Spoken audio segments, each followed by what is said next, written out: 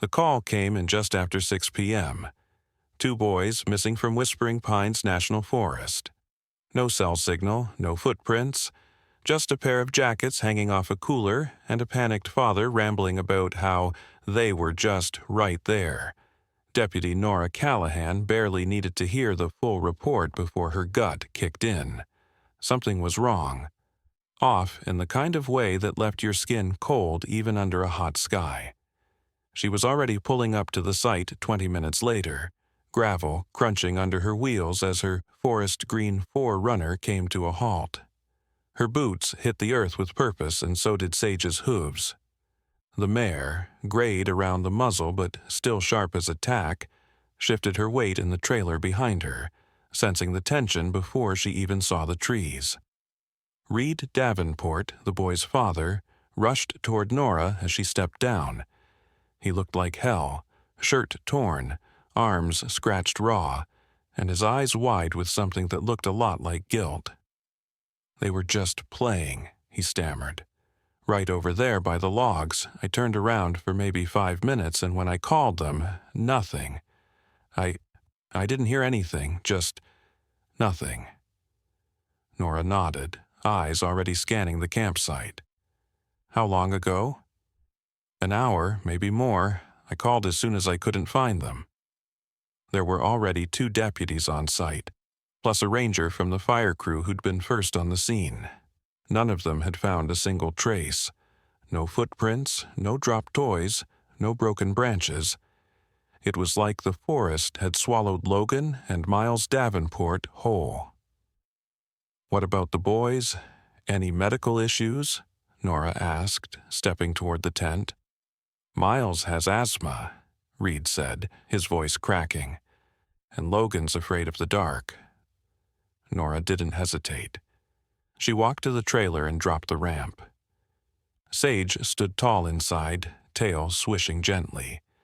"I know you're not retired today," Nora murmured, stroking the mare's neck. "You ready, girl?" Sage whinnied softly, already shifting to step down. Years ago, Sage had been the crown jewel of the county's mounted search and rescue team. She'd located lost hikers, missing kids, and even a dementia patient who'd wandered off in a blizzard. But after a bad fall left her with a permanent limp in her left hind leg, she was taken off active duty. Since then, she'd lived on Nora's property, gentle, observant, and quiet. Until now. Sage sniffed the air, ears flicking. "She still knows," Nora whispered. By 7:10, the light was falling fast. The air was cooling and thickening with the kind of silence only a forest knew how to hold. Sage tugged gently on the reins. Nora unclipped her lead and let the horse take point. The mare didn't hesitate, turning away from the tents and straight toward a dense patch of trees that the other searchers had avoided for being too overgrown. "Let her go," Nora said to the ranger who started to protest. "She knows what she's doing." They followed Sage in single file, Nora right behind her. 20 minutes in, the trail disappeared completely, and still Sage pushed forward, her steps cautious but sure. Then she stopped. The air was cooler here, not just shaded, but colder. Nora felt it like a whisper down her spine. Sage snorted and stepped off the trail, her pace picking up, hooves dodging roots and thick brush like she was chasing something. Then they saw it. A shape half sunken into the hillside, covered in vines and moss. A camper, old, rusted, the kind no one had used in years. Nora's breath caught in her throat. Where the hell did that come from? Sage walked straight to the door and stopped. She pawed the ground once, twice, then pressed her nose to the metal. "Easy, girl," Nora whispered, heart racing. The door wouldn't budge. It had been welded shut or locked from the outside. Nora stepped back and looked around, then heard it. A sound, faint, from inside, a knock. Then a child's voice. "Help us." Her training kicked in. Nora backed up, braced herself, and threw her shoulder into the door. Once. twice. On the third try, it groaned open with a sharp metallic screech. The smell hit her first. Dampness, mildew, something sour. Then her flashlight cut through the gloom. Two small figures huddled in the corner, wrapped in old blankets, faces pale and eyes wide. "Logan? Miles?" she asked. The older boy nodded slowly. "He told us to stay. He said the horse would come." Nora crouched beside them, heart pounding. "Who told you that?" "We didn't see him, just his boots." "He said to wait and be quiet," the younger one said. Sage poked her head through the open door and let out a soft breath, almost like a sigh of relief. The boys reached out, fingers gripping her mane like she was a lifeline. Nora grabbed her radio. "This is Deputy Callahan. I have both missing boys, alive. I need EMS at Grid Sector 7 Alpha. We're deep past the main trail. I'll leave a flare and flag to mark the path." Within minutes, the area came alive. Deputies shouted, EMTs rushed in, and Sage stood still, letting the boys lean against her like she was made of oak. As Logan and Miles were carried out on stretchers, their father stumbled forward, sobbing, dropping to his knees. Nora stepped back, letting the family reconnect. Then something caught her eye. The camper's license plate, half covered in dirt and moss. She brushed it clean. Her stomach turned. She recognized the plate prefix. She'd seen it before. That specific number had been part of a fire report she reviewed years ago. She pulled out her phone, opened the old database app, and typed in the plate. The result flashed instantly. Declared total loss. Vehicle destroyed by fire. Filed March 2018. Nora looked back at the camper. It wasn't burned. It was right here, buried in brush, real, and 2 children had just been found inside. She looked at Sage, who stood quietly nearby, ears still flicking toward the woods. "Good girl," Nora whispered. But her voice was distant, her mind already spiraling. Something was wrong. And this wasn't over. The morning after the rescue, Deputy Nora Callahan sat hunched over her desk at the Whispering Pines Sheriff's Office, a mug of coffee long gone cold in her hands. The boys were safe. That should have been enough. But it wasn't. She'd barely slept, and Sage hadn't either.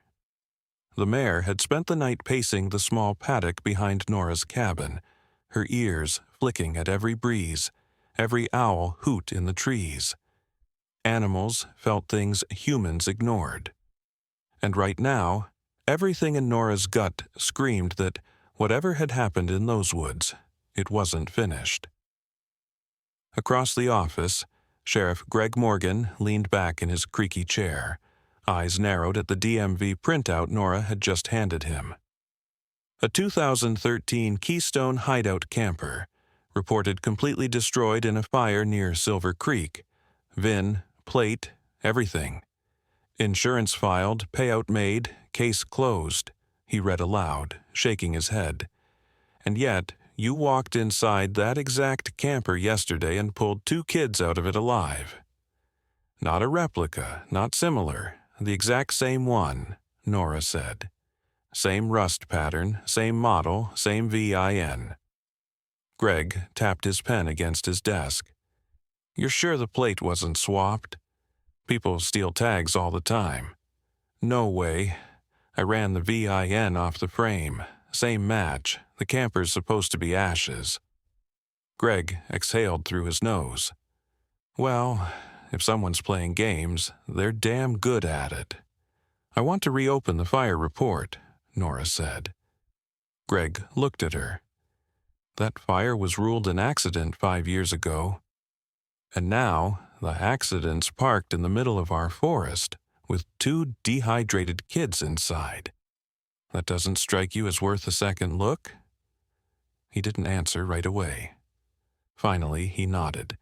I'll call the state forensics team. You'll have company out there by lunch. By midday, crime scene tape fluttered around the sunken clearing like a warning banner.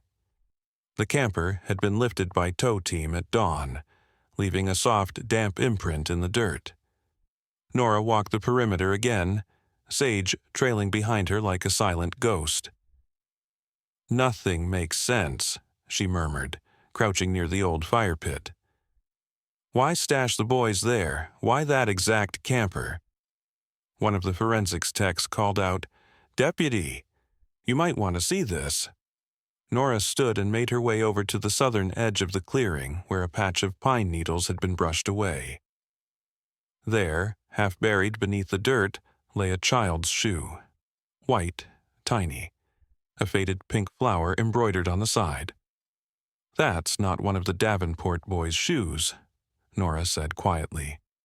Beside it, a cracked plastic storage bin. Inside, an old blanket, a half-used pack of crayons, and a battered spiral notebook. She pulled on gloves and opened the notebook carefully. The pages were stiff with moisture, but the drawings were clear. Crayon scribbles in shaky hands, trees, stars, and on one page, a camper box with 3 stick figures inside. Outside the box, a large brown horse stood watch. Above the scene, written in red crayon, "Stay quiet, the horse will come." Nora's blood ran cold. Sage let out a low snort behind her. Just then, a deputy jogged toward her, holding up a trail camera. "You're going to want to see the last image we pulled." The deputy swiped through the shots, stopping on the last one. A man stood at the tree line, half concealed by the brush. Hoodie up, face obscured by shadow. He wasn't running. He wasn't hiding. He was watching. Nora stared at the boots. Tan leather, laced high, just like the boys had described. And even through the pixelation, she saw it. Just a hint of deep red near the sleeve, like a patch or a painted emblem. "Who is he?" the deputy asked. "I don't know," Nora said, "but he's not new to this." That evening, Nora sat alone in her office, the plastic bin and notebook laid out before her. She flipped through more pages, more stick figures, more campers, and on one page, different from the rest, there was a name, scrawled faintly in pencil. Jenny C. She typed it into the National Missing Persons database. One match popped up almost instantly. Jenny Cartwright, age 6, missing since 2019. Last seen at a rest stop outside Ash Fork, Arizona. Case cold, no witnesses, no leads. Same age, same building. Gone without a trace. The shoe, the notebook, the drawing of the horse. This wasn't just about Logan and Miles. It had happened before. She shut the file and leaned back, rubbing her eyes. A sudden rustling outside made her glance toward the front door. Sage neighed sharply from her paddock, stomping once. Nora walked outside with her flashlight. It was quiet. Still, just pine trees and the sound of wind brushing through the needles. But something was pinned to the oak tree next to the entrance. Something that hadn't been there that morning. She walked over, heart suddenly racing. A folded square of paper, weathered and yellowing, was tacked to the bark with a small metal nail. She pulled it down carefully and opened it. "You were always the good one. But the story isn't finished." DK. Her chest tightened. The handwriting was jagged, blocky, familiar. She'd seen something similar once, on an old fire report. Sage whinnied again, her head turned toward the trees. Nora looked out into the darkness. The game had just begun. The farmhouse had been abandoned for years. Tucked behind a curtain of moss-covered pines at the edge of Tenney County, it looked more like a forgotten memory than a piece of property. Shingles hung loose from the roof. The porch sagged with rot, and the windows were either boarded or cracked. But when Deputy Nora Callahan rolled to a stop at the overgrown driveway just after dawn, her mare, Sage, in tow. Every nerve in her body told her this place wasn't as empty as it seemed. She reached across the passenger seat and unclipped Sage's lead.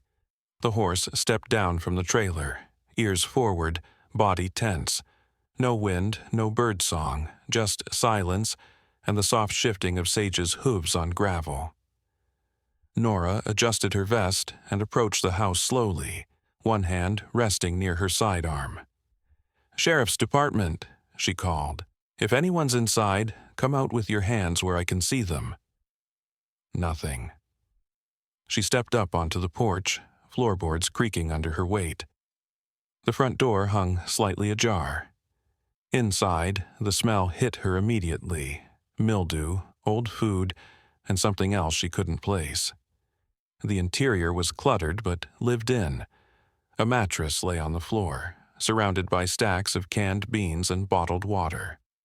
A dusty kerosene lantern sat on the counter. Crumpled clothes littered the floor, some adult-sized, some unmistakably meant for children. Then her eyes found the wall. Pinned up with rusted nails and duct tape were dozens, no, hundreds of children's drawings. Some were innocent, stick figures holding hands, sunbursts, stars.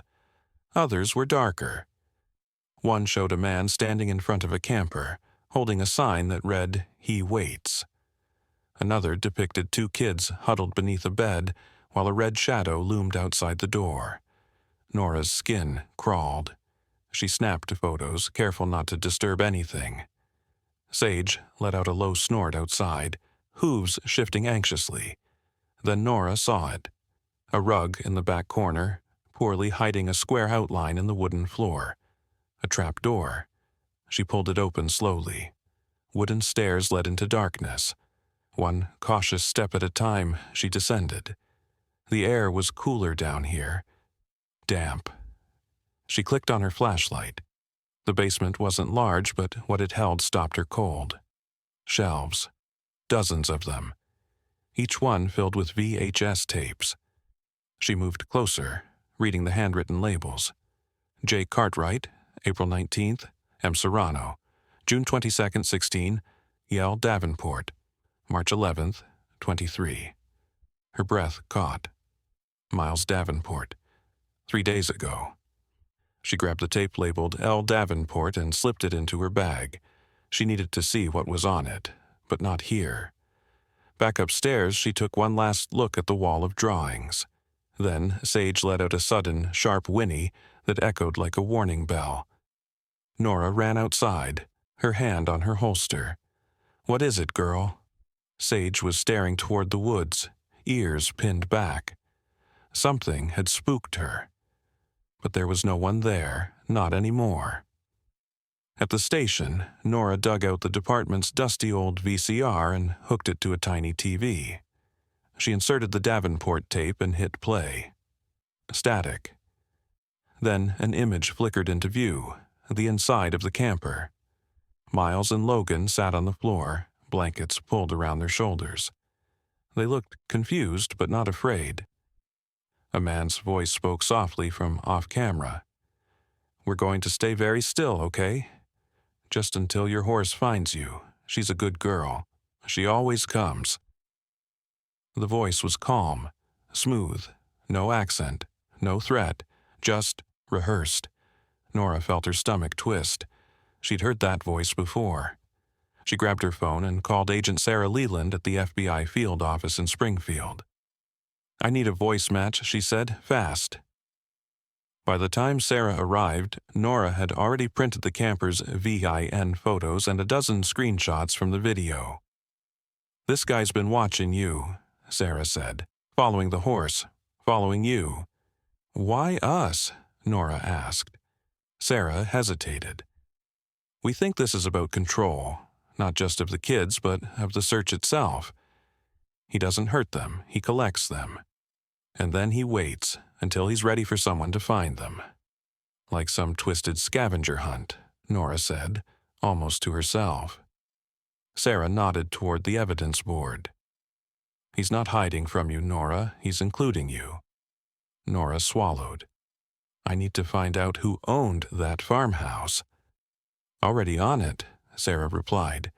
Titles still tied to a man named Daryl Knox. Name came up in a few foster care applications back in 2010s. All denied. Nora's eyes widened. He was trying to get custody? Yep.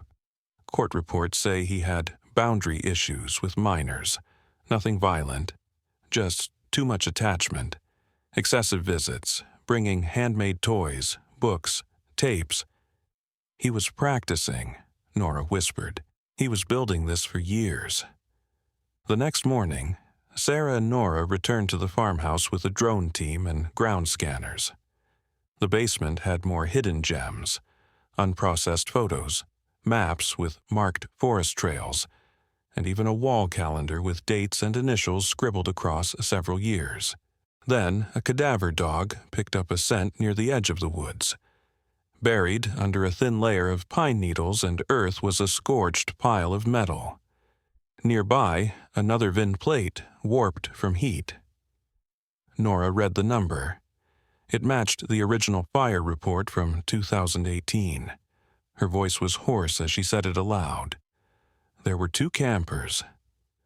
One destroyed to fake the fire, Sarah added, and one hidden for this. Just then, Sage let out a loud, startled whinny. She'd wandered to a nearby clearing and was pawing at something in the dirt. Nora rushed over. Etched crudely into the soil, drawn with a stick, were 3 letters. S.H. Nora stared at them. It wasn't random. Those were Sage's initials, her horseshoe's number plate, burned into the base metal after her injury. Only someone who had seen it up close would know that. He's not just watching, Nora said. He knows her. Sage whinnied again, louder this time. Her tail flicked with agitation. And deep in the trees something moved, too quick to see, but not quick enough to go unnoticed. The wind shifted. They were being led. And Sage was the key. The rusted sign creaked above the entrance. Cascade Ridge Family. Fun Park, once a summer haven for families in Oregon's mountain towns, now little more than a forgotten relic lost to weeds and rot. The letters had faded to a ghostly white, and the wind whispered through the warped wood like something breathing. Deputy Nora Callahan pulled her 4Runner to a stop just outside the chained gate. Sage let out a soft huff from the trailer behind her, uneasy but alert. Nora unfolded a crayon drawing she'd found tucked between 2 pages of the spiral notebook from the forest clearing. A crude sketch of a Ferris wheel, a shack, and in red crayon, "She's here. The horse will find her."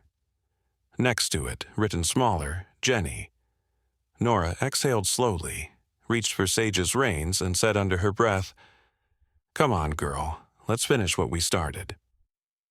The fairground was a graveyard of forgotten joy. Tilt-a-whirls reduced to scrap, popcorn carts overtaken by vines, prize booths broken and hollow. The carousel still stood in eerie silence, its paint chipped and horses frozen mid-prance, like they'd been waiting all these years for someone to return. Sage stepped softly beside Nora, hooves clinking against cracked pavement.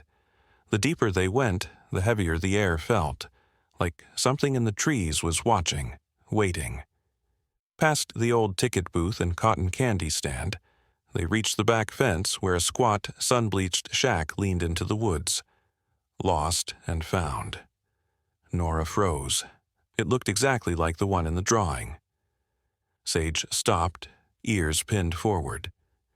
"Easy," Nora whispered, unholstering her sidearm as she approached. The shack's door creaked open with the lightest touch. Inside, the air was thick with mildew and stale sugar. Dust danced in shafts of light that cut through cracked wood slats. Shelves lined the walls, holding moldy plush animals and forgotten hats. Then she saw it. In the far corner, curled on a sleeping bag, clutching something small and orange. A child. Nora lowered her weapon slowly. "Hey," she said gently, crouching. "My name is Nora. You're safe now." The girl looked up, pale, thin, her face smudged with dirt, but her eyes clear. She didn't cry, she didn't run. She just blinked once, then whispered, "He said the horse would come." Sage stepped forward, nose reaching out. The girl smiled faintly and rested her hand on Sage's muzzle. "I knew she would." Nora radioed it in immediately. "This is Deputy Callahan. I found Jenny Cartwright, alive. I repeat, Jenny Cartwright is alive." The response was nearly instant. "Copy that. Medical inbound, FBI team en route, hold position." Nora took off her jacket and wrapped it gently around Jenny's shoulders. "You're going to be okay," she said, voice trembling despite herself. Jenny's voice was barely audible. "He said to stay until the horse came. Not the people, just her." Nora's heart clenched.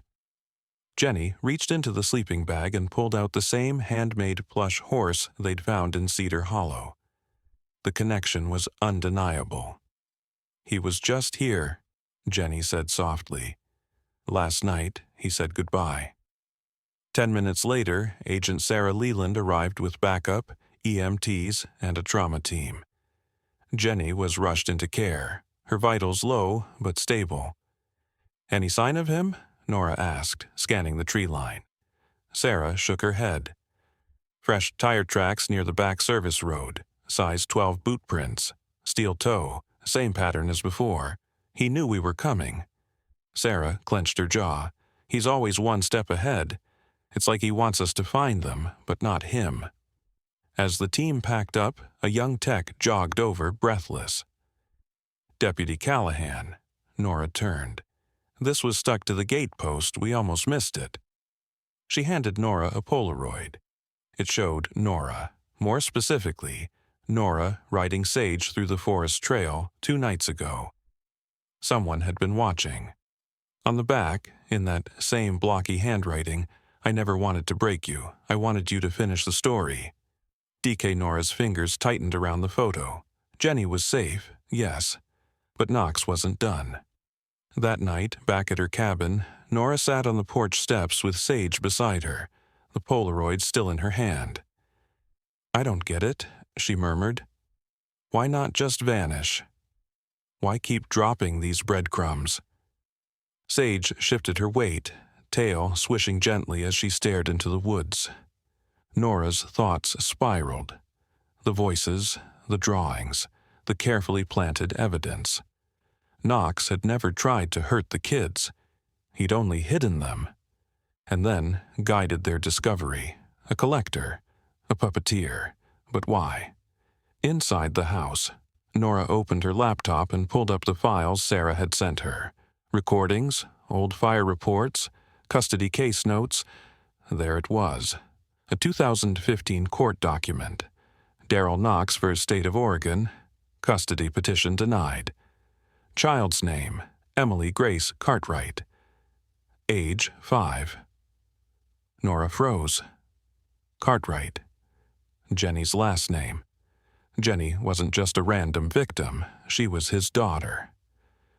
The next morning, Nora returned to the fairground alone. She needed to see it one more time, to feel whatever Knox had left behind. The lost and found shack was empty now, but something had changed. On the back wall, carved into the wood with a knife. "She's safe now, but one still waits." Nora stepped back, heart pounding. She reached into her pocket and pulled out the folded page from the original notebook, the one that had led her here. On the reverse side, barely visible in red crayon, "Bring the horse," Valley Pines, and a set of GPS coordinates. She stared at them. It wasn't over, not yet. The road to Valley Pines wasn't on any GPS app. The coordinates led Deputy Nora Callahan deep into the Cascades, beyond cell towers, paved highways, or even logging roads. The further she went, the quieter the world became, until it was just her, Sage, and the endless rustle of trees whispering secrets long buried. The note had said, "Bring the horse." Nora glanced in the rearview mirror. Sage stood tall in the trailer behind her, calm but watchful, as if she knew where they were going before Nora did. The Valley Pines Family Fun Center had shut down in 2017 after a financial scandal, then quietly faded into obscurity. But to Knox, it had meant something. Nostalgia, memory, a place tied to foster family days, cheap admission, and kids no one noticed. When she arrived, dawn was just breaking. The parking lot was cracked and faded, dandelions pushing through the asphalt. Nora opened the trailer and let Sage out. The mare sniffed the air, ears twitching. A faded archway loomed ahead, Valley Pines. Letters chipped, the paint peeling like old scabs. They passed under it in silence. The amusement park was a ghost town. Torn banners hung limp, plastic swings squeaked in the breeze, and a collapsed snack shack spilled rusted soda cans like bones. But there was something else, too. A tension. A hum beneath the surface that prickled Nora's skin. They moved slowly past the rotting mini-golf course and derailed bumper cars. Then Sage stopped cold, her head snapping toward a grove of pines behind the log flume ride. Nora followed her gaze. A small shack sat there, half sunk in earth and shadow. She approached cautiously, weapon drawn. The door was open. Inside, curled in a corner, was a child, a girl, no more than 7. She held a plush orange fox in one hand and blinked up at Nora, exhausted but calm. "Hi," she whispered. "Are you the horse lady?" Nora lowered her gun. "Yeah, I guess I am." The girl smiled faintly and reached for Sage, who stepped into the shack and lowered her head. The child rested her hand against the mare's muzzle. "He said you'd come." "What's your name, sweetheart?" Nora asked gently. "Lacey," the girl said. "Lacey Jordan." Nora's breath caught. Lacey had disappeared in 2016 during a family trip in Arkansas. A case long presumed cold, no leads, no suspects. She radioed it in. "This is Deputy Callahan. I've got a positive ID on Lacey Jordan, alive." As she waited for the response, she scanned the small space. A blanket, coloring books, cans of soup. But no sign of recent struggle, just a sense of preparation.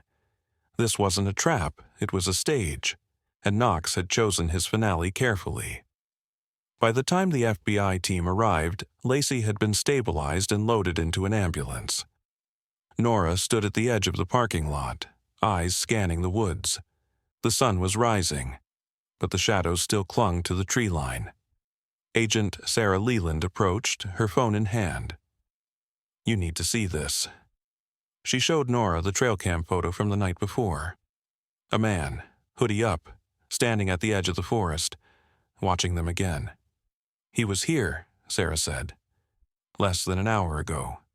"Always just out of reach," Nora muttered. "That's how he plays." Sarah handed over another file. "We confirmed it. Jenny Cartwright was his daughter. Knox applied for custody in 2015, got denied. Mother fled the state. Jenny vanished 4 years later. He's been chasing what he lost," Nora said. "And building a system to recreate it." Sarah nodded. "The tapes, the drawings, the campers, it was never random. He wanted to be part of the story, the one who hides and the one who lets them be found." Nora stared into the trees. "But why me? Why Sage?" Sarah hesitated. "We ran another match. His foster training logs mention a mounted officer who visited the orphanage where he volunteered. He described her as the one with the horse who never gave up. That was you." Nora felt the air suck from her lungs. She didn't remember him, but he remembered her. All these years, Knox hadn't just been watching children, he'd been watching her. That night, Nora sat at her kitchen table. Sage, just outside the window, resting in the paddock. A courier envelope sat unopened in front of her, delivered to the station that afternoon. She finally peeled it open. Inside, a Polaroid of her and Sage, taken during training 6 years ago, and a handwritten note. You always saw the forgotten ones. That's why it had to be you. But there's one more still waiting, you know where. Deke, no GPS, no coordinates this time, just her own memory, and Sage's. She drove at dawn, no backup, just instinct. Sage walked ahead of her down an old hunter's trail off Coldwater Ridge, a place Nora hadn't visited in over a decade. It was where she and Sage had found their very first lost hiker, a young boy who'd wandered into the snow during a camping trip. They climbed a narrow bluff lined with scrub oak and loose shale. Sage hesitated, then turned left toward a thicket that looked like nothing at all. But then Nora saw it. A small hatch, rusted, partially buried beneath leaves and rock. She pried it open and descended the steps alone. Flashlight in one hand, Sage tethered just outside. Inside was a single room. Concrete walls, shelves of canned food, blankets, a radio, a lantern, and on the far wall written in white chalk, "You finished my story, but I never finished hers." Next to it, a single drawing. A girl, smiling, a horse beside her, and below it, in red, she's waiting. No child was there, no Knox either, just the ending he wanted her to find, or the beginning of something else. 3 months later, Lacey Jordan was reunited with her family. Jenny Cartwright, too. The FBI continued to follow leads, but Knox had vanished again. No fingerprints, no sightings, just shadows and echoes. But the evidence was overwhelming. He had operated for years in plain sight, hiding children and orchestrating their rescues like a conductor of some cruel symphony. And Nora, with Sage by her side, had walked straight through every note of it. At a quiet ceremony at the community center, Lacey spotted Sage across the lot and broke away from the crowd. She ran straight to the mayor and hugged her tightly. "I told him you'd find me," she whispered. "He said you always do." Nora knelt beside them, hand resting on Sage's neck. "She always does," Nora said, "and she always will." That night, back on her porch, Nora sat with a cup of coffee and watched the sky turn dark. Sage stood quietly nearby, head turned toward the trees.